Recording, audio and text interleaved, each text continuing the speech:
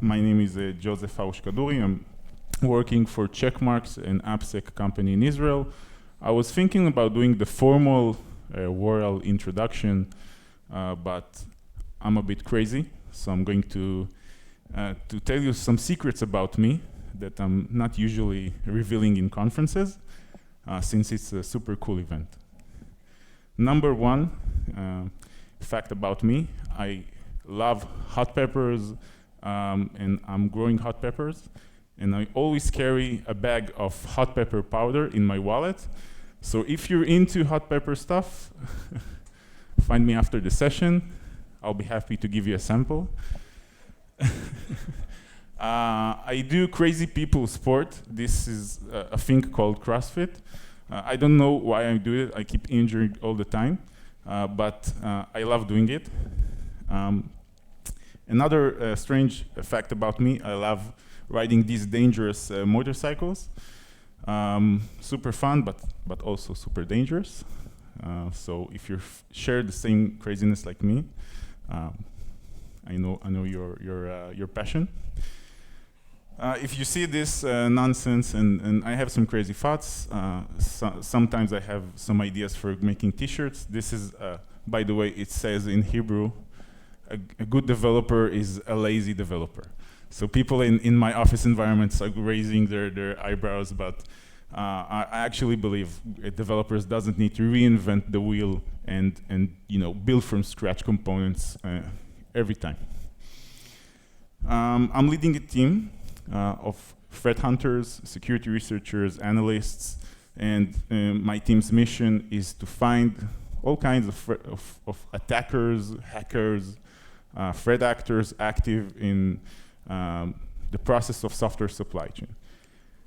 In a nutshell, this is the pipeline of software development lifecycle, or we call it the supply chain flow, from developers contributing code to a source control, etc., arriving to a consumer.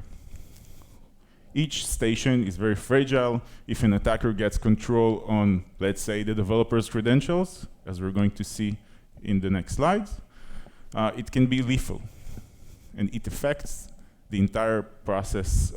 Doesn't matter where the attacker grabs a holding. My team analyzes and monitors, currently focused on third-party components, open source packages. So we monitor the majority of the open source ecosystems. We analyze every new contribution by anyone, and we initiated an automated process. We scan the contributions, the packages, and when we find malicious stuff, we disclose this information for the community and for the security teams of those ecosystems. You can find out some of our reports in our blog posts we like to publish. And if you're into that stuff, last year I presented in Poznan.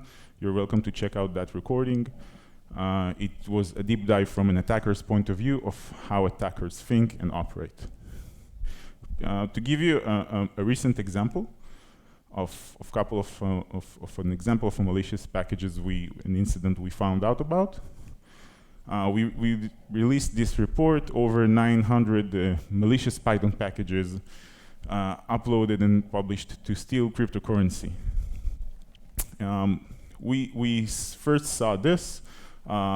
It's called typo squatting. Attackers impersonate and publish packages very similar to popular packages names. In this case, they targeted the users of Selenium and more packages. And inside, we saw this obfuscated and hard to read code. After debugging it and analyzing it, we saw it's deploying browser extensions covering the majority of the modern browsers. This browser extension manipulated the victim's clipboard. So basically, whenever you copy something, it goes through this short JavaScript code. And if it matches crypto wallet's address regular expressions, it's replacing them with the attacker's target address. So before this extension is infected in a victim's environment, if you want to pay someone with crypto to his crypto wallet address, usually you're not going to type this long address manually. You're going to copy it and paste it. And in a good scenario, the value you copied and pasted is going to match. It's going to be the same. Now let's enable this malicious browser extension we saw in that attack. Now, if someone is copying once infected, when a victim is copying something and pasting it, this is what happened. Different wallet address, very hard to pay attention to. Now, let's talk about the developer's mindset. I'm here to talk about open source tools to help us help developers be more aware of these things and maybe prevent them before they come to our development environment, production system, etc. Now, from a developer's point of view, raise your hand who bumped into this or similar errors while they're working, developing, trying to run some projects. Everyone, you get some code from a Git repository or from a colleague, you're trying to do some npm run dev or something, and then this happens. Now, personally, I like to to search for common problems other people have bumped into, and to learn from their from the community answers and knowledge. So what I do is, and I think many people also do, we copy the errors we get, we paste it in search engines, and then we bump into Q&A sites. Very same scenario. We're not the first one to got this error, and then we find out highly ranked answers with recommendations to install. Yes, you need this package to install, and then it's going to resolve the issue. So we copy the recommendation from the answer, and we paste it in our terminal, and it works. Usually, we have a lot of good contributions to the open source and Q&A sites.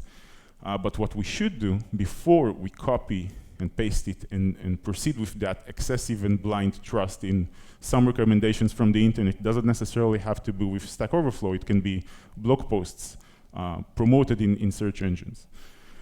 We should use free and public resources and tools to vet our open source packages before we install it. I would like to share with you, this is called Open Source Insights. This was created by Google. The domain is deps.dev. So if I would like to install Express Generator, I can look in that report, and it's using a project called Scorecards. Basically, it has low rank, maintenance issue, abandoned project, the majority. Not supply chain risks, but it's not, maybe you would like to find an alternative. So that's one free resource. Another is it's by Debricked. It's called the Open Source Select. You do the same. You get their perspective. They did the analysis. They give you all kinds of information to make a good decision. Socket has a very similar experience, but more aspect to security scoring, and they can flag some quality risks and supply chain risks. In their analysis, they found medium severity, saying the potential exfiltration of environment variables. Snyk has a very similar tool. What I'm saying here, we have great tools offered for developers for free by security vendors, but we should use them, and we're forgetting to do that. So this is like the life cycle from what I'm seeing, of a developer while who's working and trying to solve problems and proceed and clean that backlog of issues. So we do the programming work, we bump into an error, there it is. And then we search for a solution. We might find, not necessarily in Stack Overflow, we do some local testing on our environment development machine, and then that looks okay. We upload it and proceeding. So when I ask my colleagues, my friends, did you use these tools when you tested it? I forgot. This is something I answer. I hear from time to time. Some say we didn't know this existed. This is something that's also problematic. And we collaborated with other security vendors, placed the competition aside, and thought together, how can we create tools for developers, free tools for developers, to help them be more aware of what they're about to install before they do that. So we created a browser extension called Overlay, free open source. It's published to Firefox, Chrome, Edge, etc. And basically what it does is it's getting as native as possible into the developer's experience. So this is what the developer is seeing. Once it's installed, it's basically when you interact with any recommendation of open source, yeah, go ahead and install this. It offers you links to those security vendors. We didn't did anything but linking. And you get the choice, but this is where you are responsible. Okay, so if you're about to install it, the only thing you need to do is remember checking what is it you're about to install. So you also get shortcut to viewing it on NPM and all of these security vendors, great resources. So it's just helping developers to remember to vet packages. So this is Overlay. I'm going to, I have a slide with the GitHub links you can take an image of. So second open source tools I'm going to talk about, it's about secrets. This is also a concerning problem. So just to like describe in a nutshell, what is a secret? Something sensitive, maybe a password, a connection string, SSH key, something your build server or software needs in order to authenticate. So for instance, if you're writing an app and you need to connect to AWS, you can do this bad practice and hard code the credentials in your code. I wouldn't recommend you to do that, even if your code is private and kept internal. What you should do is use environment variables and then not check in those credentials. Build servers, etc. So anything sensitive your app or software needs, and you need that to operate. That's called a secret. Secrets can be found in all kinds of places.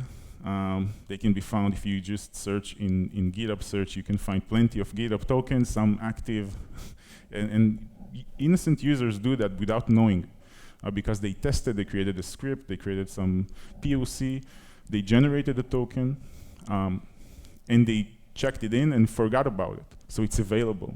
That's a concerning issue. It can be found in internal chat applications like Slack or Teams or Discord. People exchange all kinds of sensitive information, SSH keys, passwords, user accounts. We're human beings. We would like to proceed. We're moving fast sometimes. There are consequences. I'd like to give you an example. What happens when secrets get to the wrong hands? This is a very recent research we published yesterday, I think. It's when threat actors did a supply chain attack using stolen secrets, stolen GitHub tokens from victims, and created fake dependable contributions to their projects. So we saw this in 2 months ago in July. We saw on public repositories on GitHub anomalies. We saw Dependabot is contributing malicious code into all kinds of random projects for users mainly in Indonesia. We saw it adds a malicious GitHub action, exfiltrate the project's environment variables and secrets to the attacker's endpoint, and also infecting every existing JavaScript project with this malicious script. But basically, the attackers somehow got the victims' GitHub tokens, various reasons or techniques, malicious packages, secret leakage, and collected all kinds of GitHub tokens, launched the attack to poison the existing projects, private and public projects, also organization-related projects. And this also affected users of those infected projects' web applications. So it would add intercept between users' forms. So whenever they place their credentials, the user and password, that would also send the victims, the end users' credentials to that malicious attacker endpoint. Now, I would like to introduce to you to a tool called 2MS. It's an acronym for Too Many Secrets. We created this tool based on GitLeaks to try to solve this problem in different angles. It has multiple integrations. It's written in Go.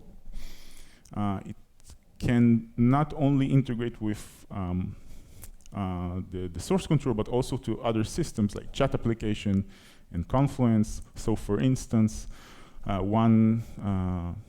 it's a command line tool. It can be integrated with any type of system, any platform. So this is the Confluence integration. We're basically scanning code documentation. And believe it or not, many secrets can be also found in code documentation. So we created this example project. It scans it. It's a site called Secrets, and it's also able to scan the historical revisions. So after a couple of moments, it detects all kinds of findings, like GitHub tokens and SSH keys. And let's go with this SSH key.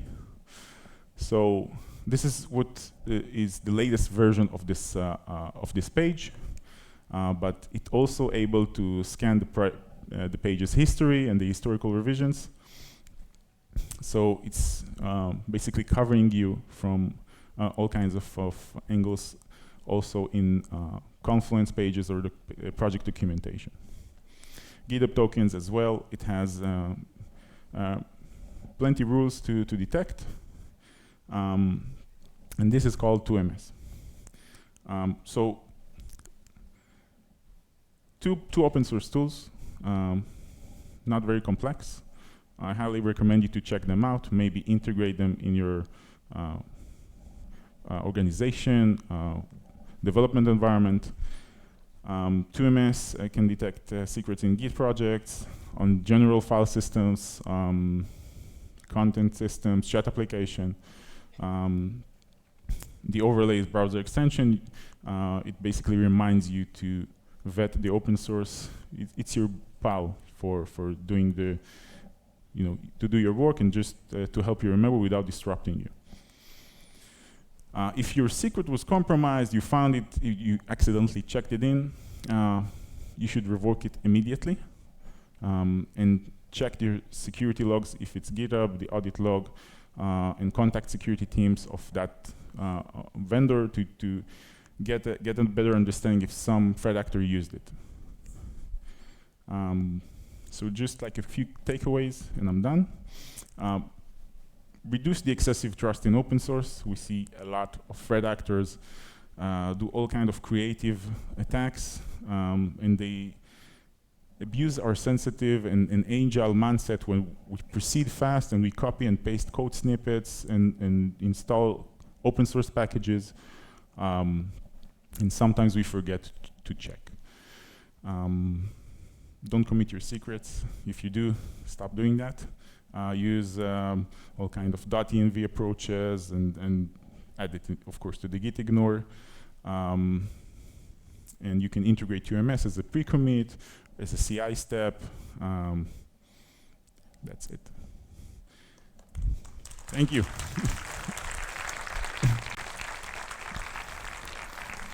Thanks. Okay, that was great. I mean, I learned something new about the browser add-on. It looks really useful, and I want to deploy it everywhere now. Let's see what other people think. I've got some questions here. It's moving fast. Okay. Sharing secrets on Slack. What are your thoughts about that? I mean, I would recommend doing that, but sometimes we get the feeling that our Slack is secured, it's internal, it's part of our organization, and we get that wrong feeling about it's okay to do that. I would suggest not doing that. There are projects you can ask your IT to install. I'll share the links in the Discord afterwards. For sharing secrets, encrypted secrets, one-time secrets, you can copy and paste and get a very special link, and it can be self-hosted. Okay, let's remind everyone, because there's a question about the name of the extension. Let's say it again. It's called Overlay, and I'll also share links in the Discord of the summit. GitHub.com, os-scar overlay. Okay. Now, do you think Stack Overflow should integrate directly this capability instead of it being an add-on? Yeah, I think so. I think Stack Overflow should definitely, if they detect like this add-on detect it's a reference for a package, put some shortcuts or offer like some way to know and get that link to these free and great resources. Maybe do their own part of compilation of the high levels. Mm-hmm. So you already answered this question, but it's still trending. So what's the name of the tool you suggest to store secrets and share them with the client and coworkers? So I don't remember it, but I have it. I have it in my organization installed. It's an open source project. I'll share it in the Discord. Yeah, and you can also use password managers for that. Many password managers have capabilities of sharing secrets in a very secure way. So that's an option. It's not that convenient comparing to just, sending a message to your colleague and this is my AWS token. You can use it for testing. It's super convenient, but think of attacker get access to those chat history and it remains there forever. So that's what you need to remember. Yeah, we have a bunch of interesting questions and not a lot of time, so let's do a quick one about ChatGPT. What do you think about security related to LLMs like ChatGPT in regards to suggestions that they give you? So instead of getting suggestions from Stack Overflow to install something, you get one from ChatGPT. Is that risky? Yeah, there are two concerns. ChatGPT can recommend non-existing packages. So there is a great research by a researcher called Bar Landau from Veracode. He recommended, he put the spot on an issue of ChatGPT where ChatGPT recommends non-existing packages. It's called package hallucination. So what can threat actors do is to get a prediction of what ChatGPT would recommend to users. And then take that available names, and create very similar projects, but to deploy malicious code. So ChatGPT can also be problematic. It can recommend non-existing packages. Threat actors can get those names and then occupy them and then ship malicious payloads. LLMs in general, we recently found out 6 months ago, we did a good POC of publishing a model to Hugging Face. It's very similar to packages, but that pickle file can contain malicious code. It's like 500 and plus megabytes of binary file. And it can, once you deploy it, that model is executing, but also can execute malicious code in the background. That's nice. That's scary. Okay, and I have one more question that's been waiting for you since early morning. I think you're the best equipped person to answer that question. The question, I will translate from Polish. The question is, where does the hedgehog go at night? Well, if you want to know, you need to find out. Thank you.